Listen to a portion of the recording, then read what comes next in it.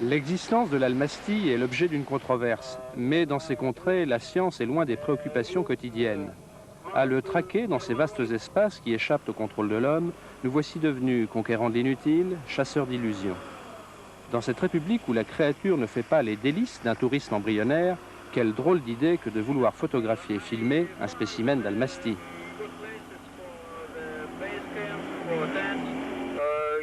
André nous mène vers une vallée de la rivière Mouchta où des traces ont été découvertes. Il est convaincu que l'avant-mont, truffé de canyons et gorges inaccessibles par la route, est un lieu de séjour idéal pour les Almastis.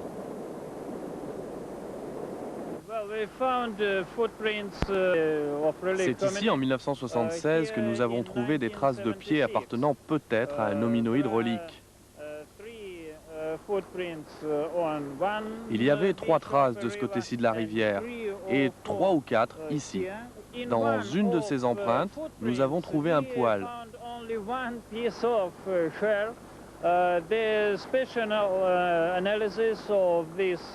L'analyse de ce poil a été faite au laboratoire de l'Institut médical de Perm.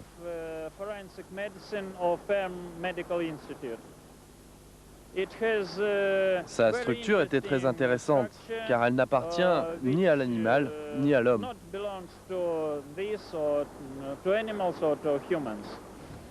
Il faudrait des milliers de systèmes de détection pour espérer quadriller raisonnablement la région. Mais à jouer le jeu, c'est la carte chance que nous voudrions voir sortir du tapis vert des forêts voisines. Ça marche aux petits oignons. La nature est la plus précieuse alliée des êtres sauvages. Les ours et les loups défient donc notre vigilance, n'offrant qu'une poignée d'empreintes pour aiguiser notre curiosité. Et l'Almastie, trop tranquille dans l'anonymat d'un oubli de l'histoire, ne souhaite probablement pas voir son destin s'unir à celui de l'homme. Faut-il percer le mystère de l'Almastie? Ça, c'est une question très douloureuse, sachant qu'il va s'éteindre bientôt. Est-ce qu'on peut raisonnablement, d'un point de vue scientifique, laisser passer cette perche qui nous est tendue dans le Caucase et ne jamais savoir quelle était cette espèce probablement extrêmement importante pour tous les anthropologues? Et pour tenter de percer le mystère de l'espèce, nos appareils de vision nocturne amplifient la lueur de la Lune et des étoiles. Mais ceux dont la nuit est le royaume se jouent de notre arsenal technologique.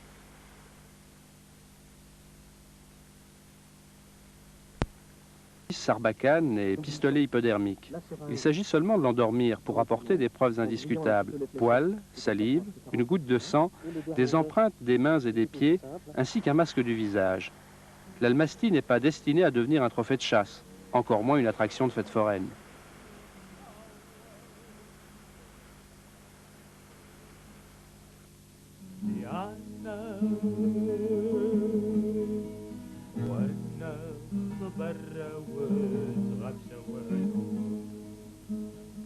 Notre exploration dans un rayon de 100 km autour de Sarmakovo nous ramène souvent vers l'Elbrouz. Nous avons à plusieurs reprises cherché une famille qui aurait élevé un Almastie, sans grand succès. Une réponse négative est parfois le symbole des tabous religieux. Ne pas parler de cette créature diabolique, c'est d'abord éviter le courroux d'Allah.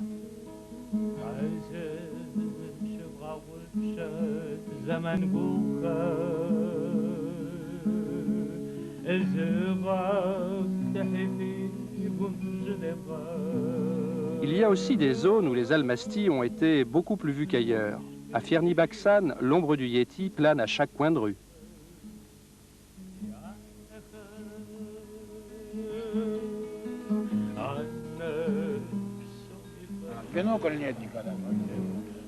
Ils ne se montrent jamais le jour, on ne peut les voir. Ils ont quelque chose d'effrayant, quelque chose de repoussant même. Sinon, ils ressemblent à l'homme.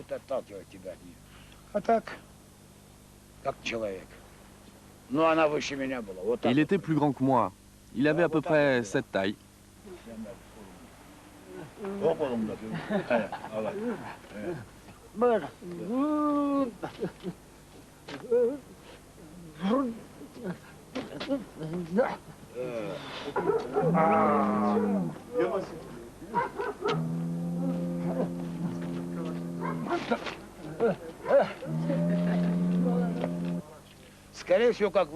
Ils font comme les loups.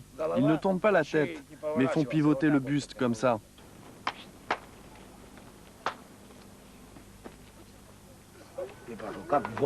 Il s'est retourné comme un loup, tu comprends? Comme ça? Oui, c'est ça. Il s'est retourné de tout son corps. Et puis il est parti.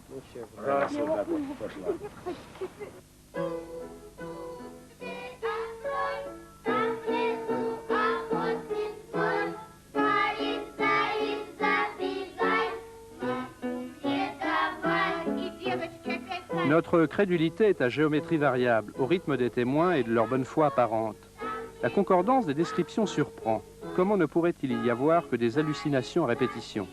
Et pour la plupart des observateurs, il s'agit d'une rencontre unique.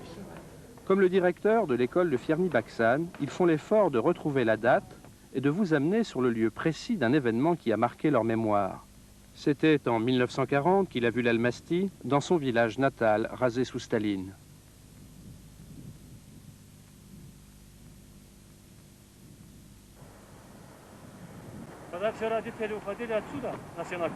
Mes parents étaient partis faire les foins. Moi, à cette époque, j'étais un petit garçon.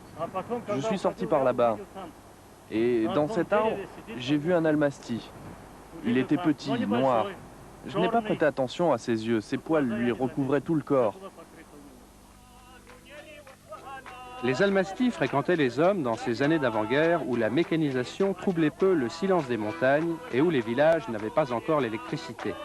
Le fracas des canons et la déportation massive du peuple balkare vers l'Asie centrale ont aussi éloigné les hommes sauvages de leur base.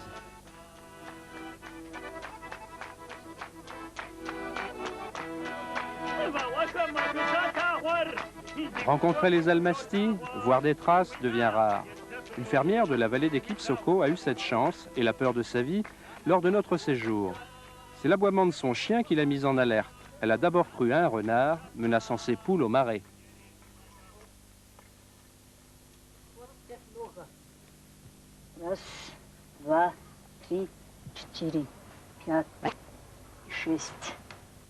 Vous êtes sûr que ce sont des traces d'almasty?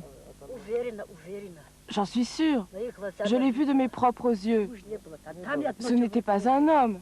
Et j'ai tout de suite compris de quoi il s'agissait. Il était petit comme ça.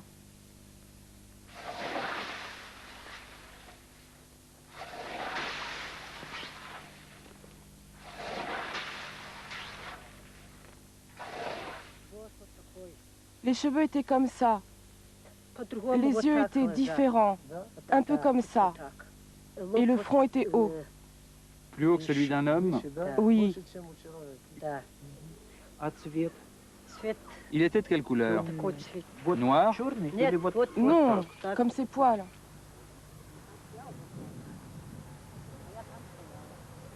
André est moins enthousiaste que nous, réserve scientifique toute naturelle. L'angle de pas sur les traces lui paraissent plus proches de l'homme. L'almasty, lui, marcherait sur une même ligne, comme un funambule. Pourtant, nous n'avons jamais vu personne marchant pieds nus dans cette région.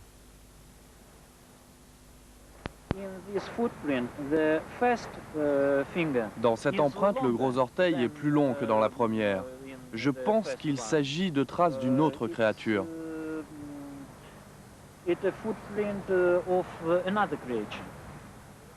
Ces empreintes sont un précieux trophée, fragile vestige de traces subjectives. Nous les moulons moins pour la postérité que pour une analyse ultérieure. Et si l'almasty s'était promené ici, si près de nos bases? Rageant, non?